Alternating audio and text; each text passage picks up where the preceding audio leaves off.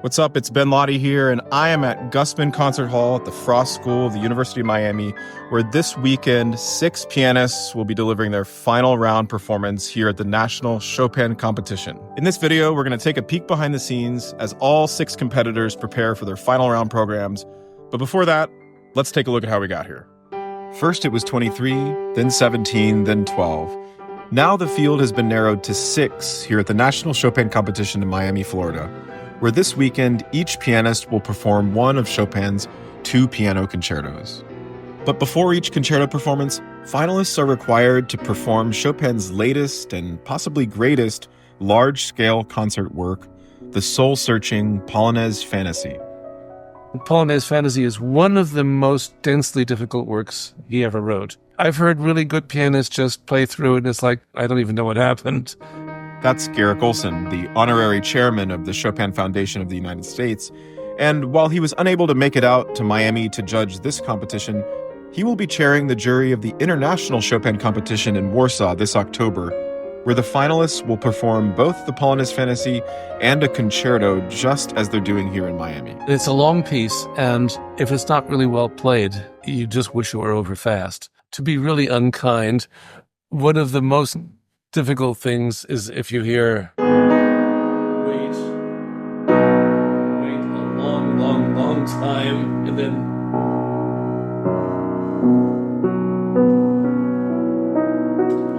it's like, oh, we're going to be here for the next 20 minutes. So I actually think that it's a wonderful step because the 10 pianists who get to the finals should hopefully be among the 10 finest artists of that whole large group of competitors.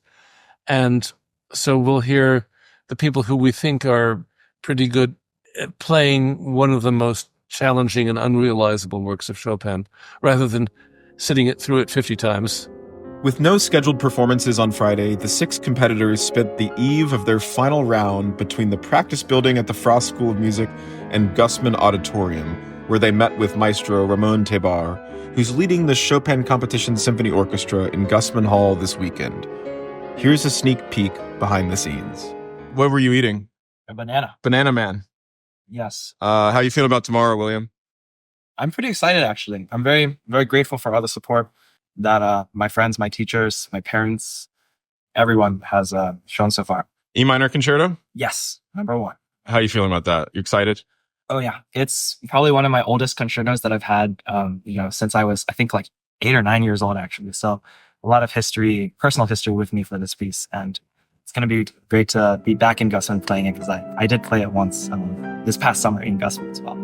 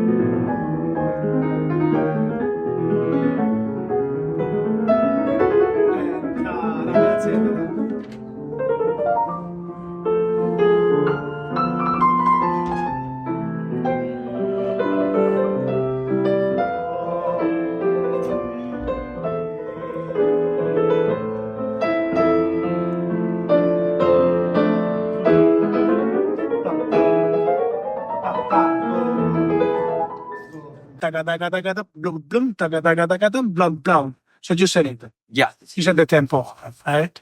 Well, let's do the transition. Yeah. So,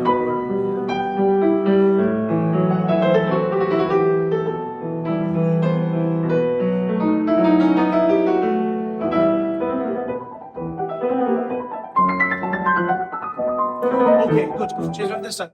Yaram, tadam. Yeah.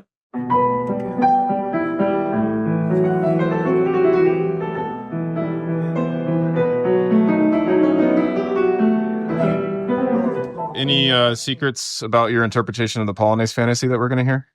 I think it's very cosmic. So I would definitely listen for the jump from 0 to 1. That's my theme for it. Okay, Angeline, congratulations. How are you feeling? I'm excited. I'm just really honored to have gotten to this stage, and at this point, I'm just really excited to play the Polonaise Fantasy also, which is one of my favorite works, and to, you know, play with an orchestra this piece, and I'm just gonna have fun.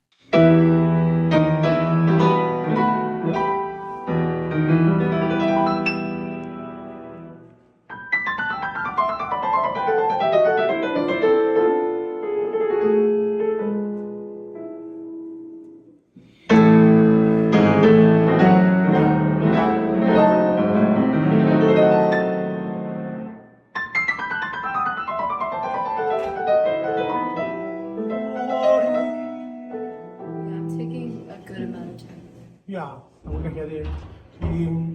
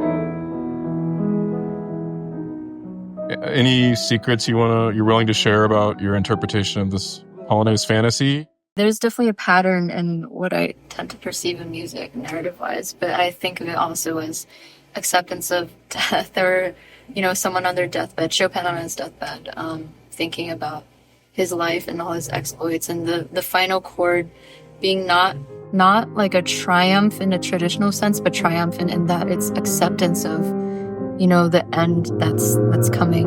There are certain sections which really feel like a prayer, just like very heartfelt confession. And I think that it's difficult to tie all of this together, but when you have a sense of the overarching narrative, it just, as long as you convey that story, it all makes sense.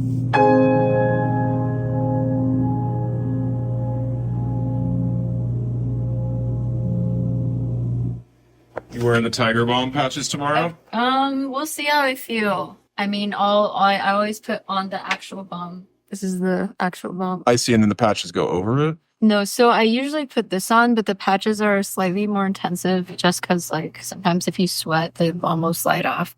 Yes, this is the Tiger Balm that I use. Please sponsor me. Okay, we're making an appeal here to Tiger Balm. And these are the patches. These are really good. I highly recommend.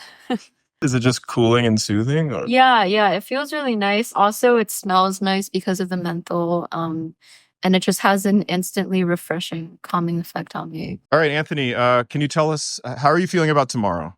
I am feeling really excited for tomorrow. I get to play two of my favorite pieces, including the Polonaise Fantasy and the F minor piano concerto. And I just met with the conductor, and we are very much on the same page, and I'm really, really excited to play.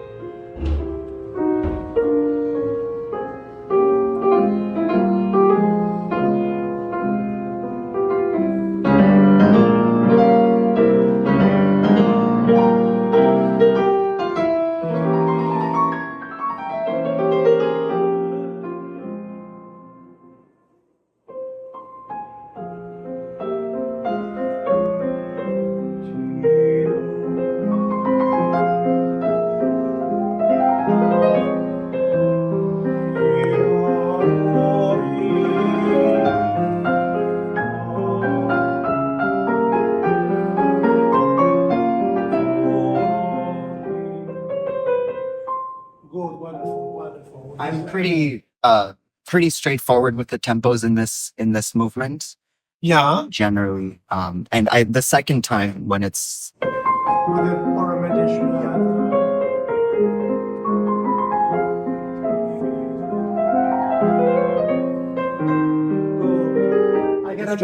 I just bring out the left hand in this and the second movement. Wonderful, Yeah. wonderful, wonderful.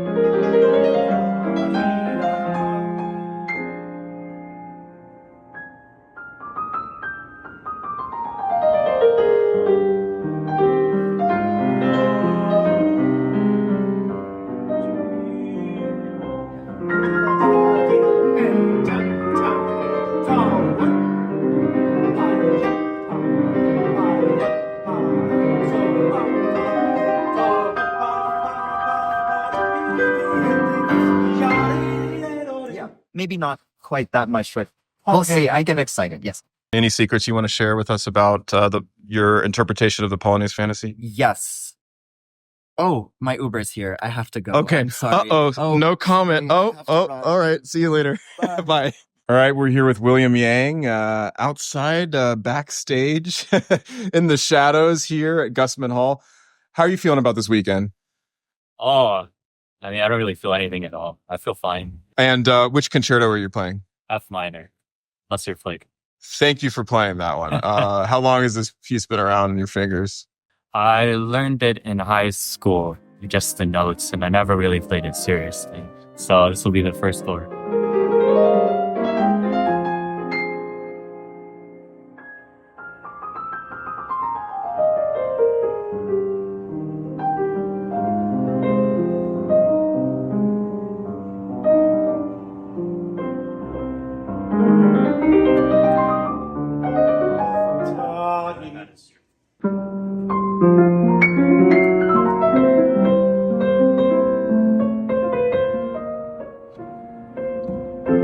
Yeah, it's important that here you are with me. Ton, ton, to, ti, to. Cioè that.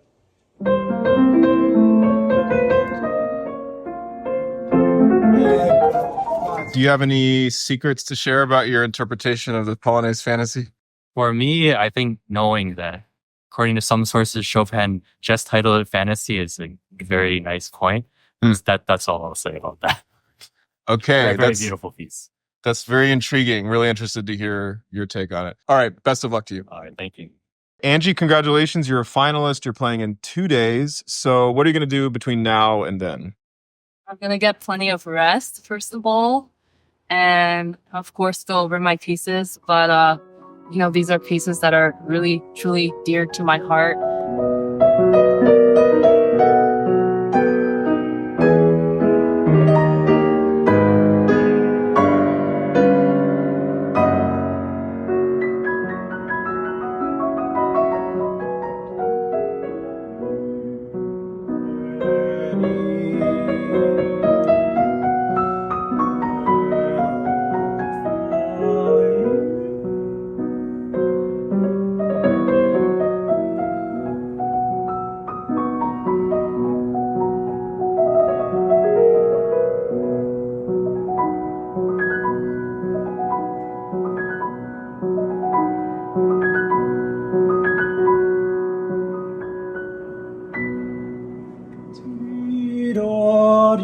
And etc.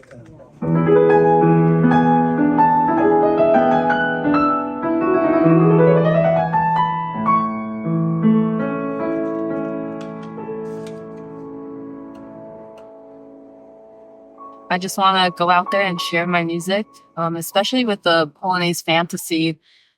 That was the last piece I ever played for my teacher, Joseph Stein. So for me, I'm just going to go out and remember him and honor him and everybody he's touched in his life. He's inspired me greatly, and I just want to go out there. I think it'll be really wonderful to have this opportunity to just, like spill my soul out. We're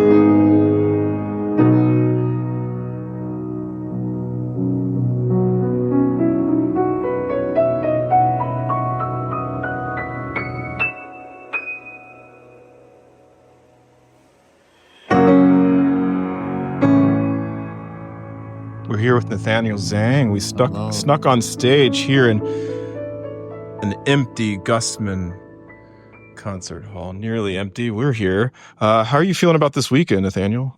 Feeling excited. It's been a long week. Definitely not only very physically draining with all these long recitals, but very mentally draining as well. So I'm the very last performer of the final round. So I have had a couple of days of rest following the semifinals, but yeah, looking forward to it. It's going to be another long program, but it's going to be fun. About the Polonaise Fantaisie, any secrets about your interpretation you might want to share, or at least give us a little sneak preview of? I don't really know how to describe my interpretation of the Polonaise Fantaisie, but I don't think I've really heard a recording that sounds like the way I play it, I guess. So yeah, we'll see. Well, you're keeping everybody in suspense. What concerto are you playing? I'm playing the first concerto in E minor.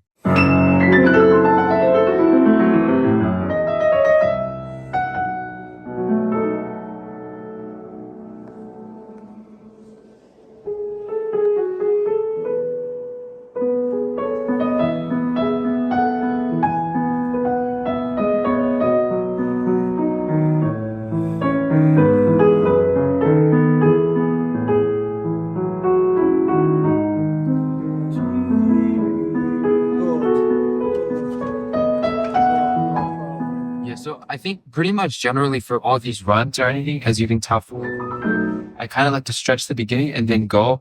I don't like to take too much time overall. I just kind of stretch the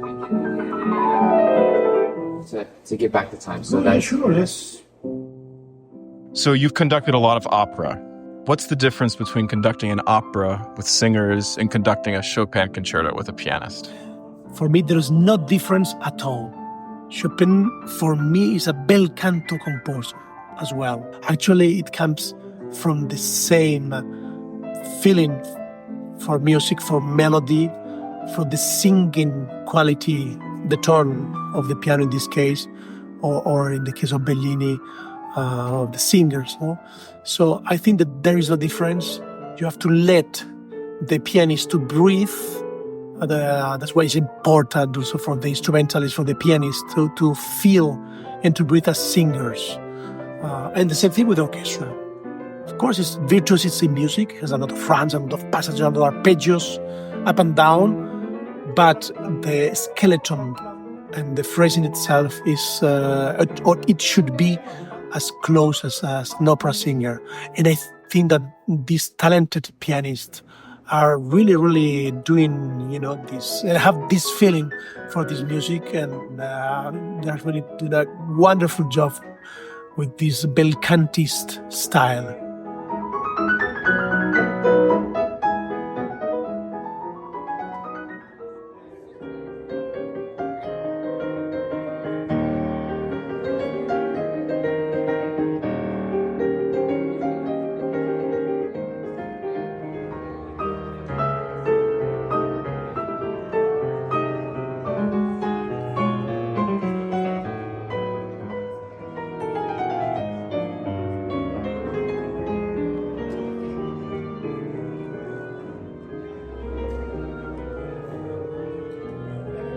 Trading secrets? It's too late to change fingering, guys. No, it's not. It's not? I change fingerings at the very last minute, every concert. Any fingerings you're changing in the Polonaise Fantaisie? Yes. Will you show us? No.